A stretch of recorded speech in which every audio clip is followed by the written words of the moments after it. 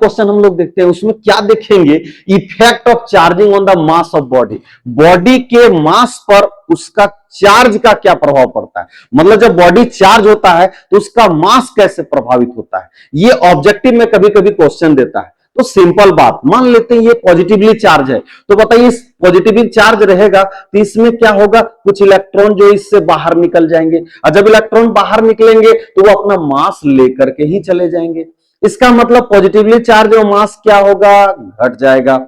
वही negatively charge होगा तो कुछ इलेक्ट्रॉन आकर के इसमें शामिल हो जाएंगे, और जब इलेक्ट्रॉन शामिल हो जाएंगे तो अपने मास को भी लेते आएंगे। इसका मतलब नेगेटिवली चार्ज और मास क्या होगा, बढ़ जाएगा।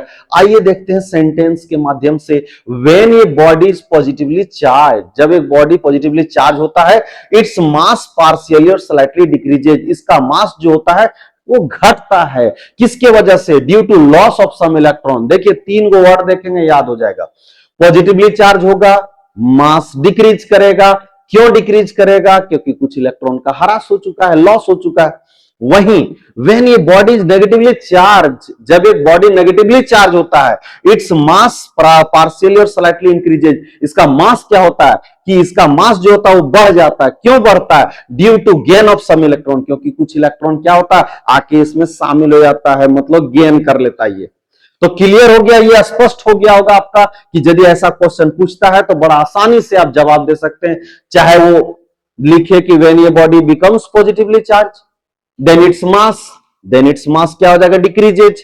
अब क्वेश्चन ऐसे बना, when a body becomes negatively charge then its mass increases. क्यों में गेन हो जाएगा और पॉजिटिव में क्या हो जाएगा, लॉस हो जाएगा। क्लियर हो गया होगा लगता है।